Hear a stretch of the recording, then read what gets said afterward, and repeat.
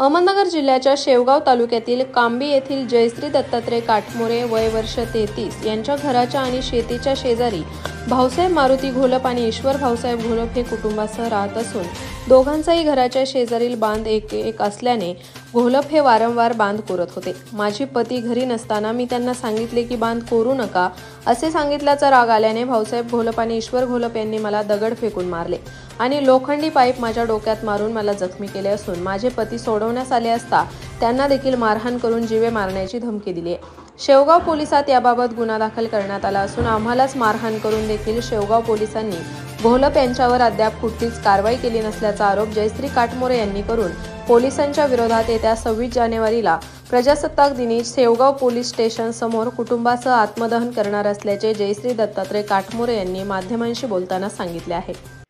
माझं नाव जयश्री दत्तात्रय काटमोरे असून कांबीचे रहिवासी असून आमच्या शेजाऱ्यांनी आमच्यावर डोक्यात लोखंडी पाईप टाकून दगडाने मारहाण केली आणि याच्यासाठी आम्ही 4-5 दिवस झाले चक्रा मारतो तरी पोलीस स्टेशननी काहीच कारवाई नाही केली त्यांच्यावर समोरच्या लोकांवर।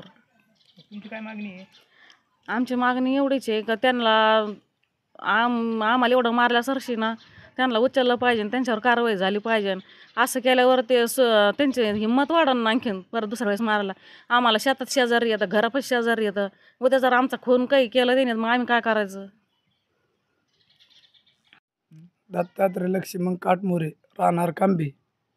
मी माझे 2 मुलं इथं गावात राहतो आणि आमच्या घराशेजारी दत्त मंदिराच्या रस्त्याच्या पलीकडच्या शेतकऱ्यांनी 1 वर्षापूर्वी रस्ता काढून माझ्या घराचा जागेचा कंपाऊंडचा पोल तोडून खांदित होता। मी त्याला म्हटलं खांदू नका।